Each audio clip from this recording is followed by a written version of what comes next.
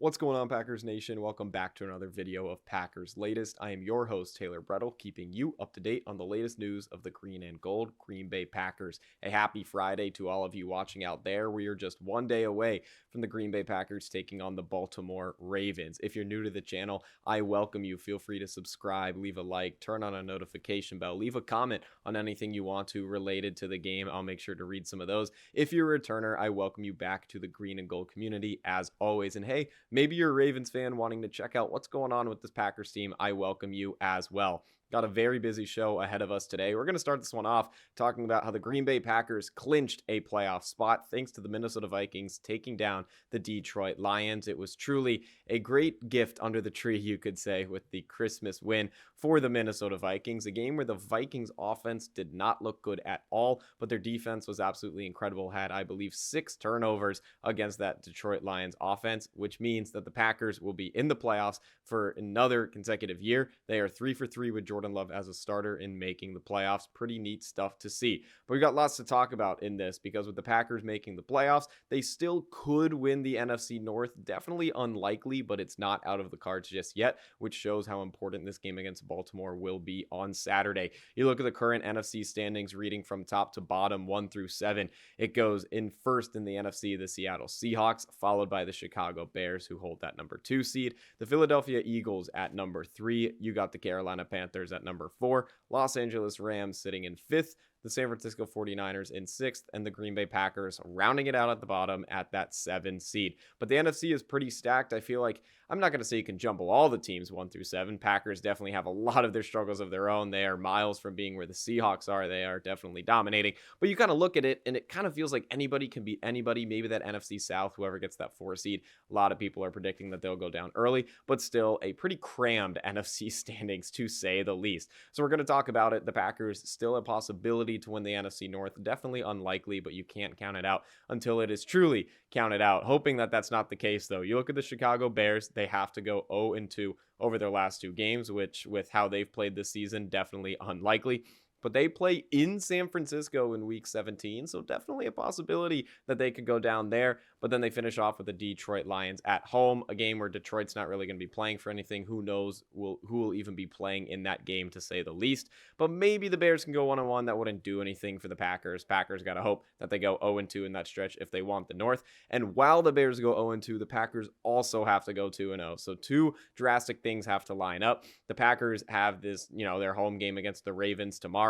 And then they go to Minnesota to finish off the season. Again, that Minnesota team offensively did not look that good at all. No J.J. McCarthy in there at quarterback, but defensively, they looked dominant. So definitely interesting how to kind of weigh this Minnesota team. The Packers took them down pretty easily in their first matchup, 23-6, but that game was at Lambeau Field. Different scenario that time around compared to week 18 where the Vikings have nothing to lose, but you got to take it one game at a time. Got to look at this game Saturday against the Baltimore Ravens. So, another big thing about this too, the Ravens, they are still in playoff contention. They gonna have to have a similar thing to happen for what the Packers need for the North, but that's what the Ravens need kind of just for the playoffs in general, because they're only going to get in if they win their division. So the Ravens are still playing for something, which is definitely big to mark because it's towards the back end of the season. Sometimes guys rest, but Baltimore is going to try to put anyone out there that they can. But we are going to start off with the Packers injuries first, looking at how there's this illness bug that's swarming Green Bay. Lots of players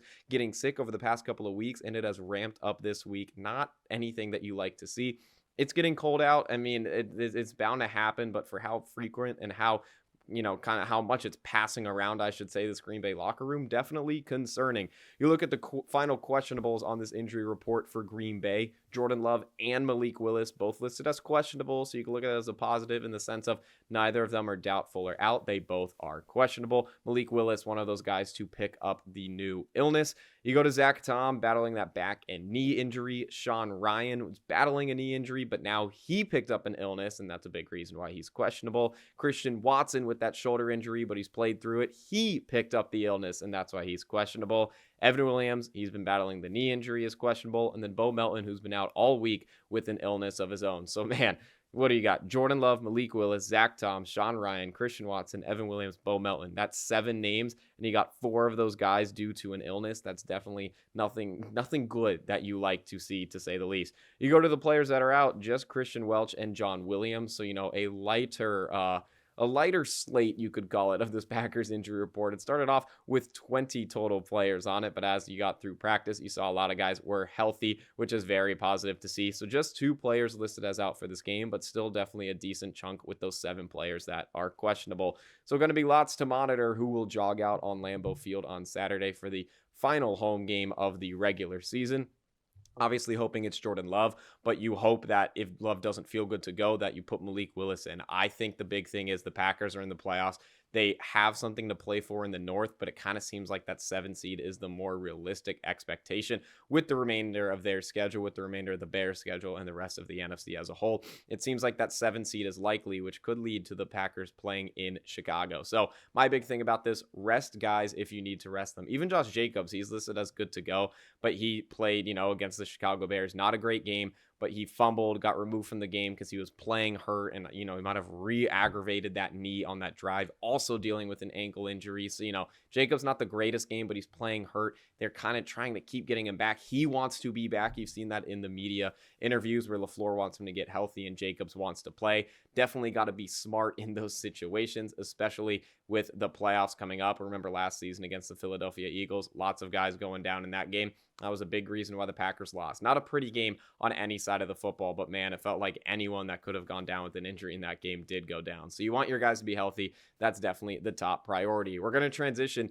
into Baltimore, looking at how Lamar Jackson is doubtful for this game on Saturday. It could possibly be a battle of the backup quarterbacks. Lamar Jackson with a back injury did not practice at all this week for Baltimore. Again, he is listed as doubtful. That would be a big loss for Baltimore because, again, they still have a chance to do something to get into the playoffs. Again, it's got to be big heroics with the Steelers losing out, the Ravens winning out, but you can never count it out until you are officially eliminated. So that the Ravens would love to have Lamar Jackson, but they've had Tyler Huntley there for a couple of years. He's bounced around other teams as well, but the Ravens know what they have in Tyler Huntley. Tyler Huntley played a very good game against the Packers the last time they faced off a couple years back. So they know that he can be a winner. Kind of Huntley and Malik Willis, kind of similar in some ways. Maybe they're different, but both backups, they're mobile, and when they're in the game, that you could possibly win it. Not to go back to the Vikings, don't get me wrong, they just defeated the Detroit Lions and looked amazing, but you kind of see the backup quarterback situation there, and I feel like that's a whole different level than what Huntley or Willis can bring to a team. But again, we're focusing on the Packers and Ravens. No other team, no other game. Could definitely be a battle of the backups, but for the Ravens' sake, it is looking like Lamar will not play, which is definitely a big blow, still being in playoff contention. But you want to be safe with him. He's already battled multiple injuries this season. It's been an underwhelming season. A big reason of that due to injuries on the roster as a whole. So lots to monitor there for Baltimore, but expect Tyler Huntley on the field, but don't fully count out Lamar Jackson. Kind of got to look at that on both ends. But with that, we go into final predictions for the Green Bay Packers against the Baltimore Ravens on Saturday. I think this is an interesting game to predict because you kind of don't know who's going to be on the field. You kind of don't know if guys are on the field like Josh Jacobs, who's listed as good to go. How long will he be there? Because you still want him to play safe with that knee injury that keeps getting re-aggravated. Guys like Christian Watson, what if he plays, but he's still sick, so he doesn't play the whole game? So I think this is a very tough game for predictions. I always do a touchdown pick for Green Bay and the player of the game. So the touchdown pick is definitely going to be a hard one. I think I'm going to go Romeo Doubs, kind of the only guy that you kind of feel confident will be out there. And especially after last week against the Chicago Bears, my apologies, he has a lot of responsibility that he needs to clean up with that onside kick being botched. But he did have a touchdown in that game. Doubs was having a great game until it all turned upside down, and Doubs looking to bounce back from that. So I'll go him for the touchdown for the Green Bay Packers. Hopefully guys like Christian Watson can be in there comfortably, not feeling too sick. Josh Jacobs with him giving the thumbs up. Hopefully he looks healthy, but I'm going to go with Romeo Doubs. Not sure if Malik Willis or if Jordan Love will be throwing him the football, but hopefully Doubs is crossing into the end zone nonetheless. Player of the game, another interesting one to pick because I think I got to go on the defensive side of this. You know what? might as well just pick it for a bounce back. Maybe this is kind of what I want more than what I think for my picks with me picking Dobbs. I'm going to go Keyshawn Nixon, right? Keyshawn Nixon, you go to the game against the Chicago Bears, the first one, he, got that game-sealing interception, but the last 2 games since then, he faced the Denver Broncos where he did not play well, and the Chicago Bears where he kind of gave up those last 2 touchdowns. Maybe there's some miscommunication there, but the last one definitely was caught right in front of him. A beautiful pass from Caleb Williams to DJ Moore. It's time to bounce back for Keyshawn Nixon. I'll go him for the player of the game. Not sure what that'll entail, but, it's respectfully harder to do worse than he's done in the last 2 weeks. I feel like with a Baltimore team that likely will not have Lamar Jackson, it could be a get-right game for him. He's back at home, needs to get his head back on track with 1 week to go following Baltimore and then a playoff push. So I'll go Keyshawn Nixon. Again, maybe the pick's a little bit more for what I'm hoping rather than what I think, but you want to see all the guys back in positive spirits, hopefully get into the winning column as the Packers are unfortunately on a 2-game losing streak. But that's all I got for this episode of Packers Latest. We'll not have a video for tomorrow. We'll be making sure to be tuned into that game so I can have you guys ready with one on Sunday, but make sure to be dialed in. Packers and Ravens, it's a big one. And as always, go Pack, go.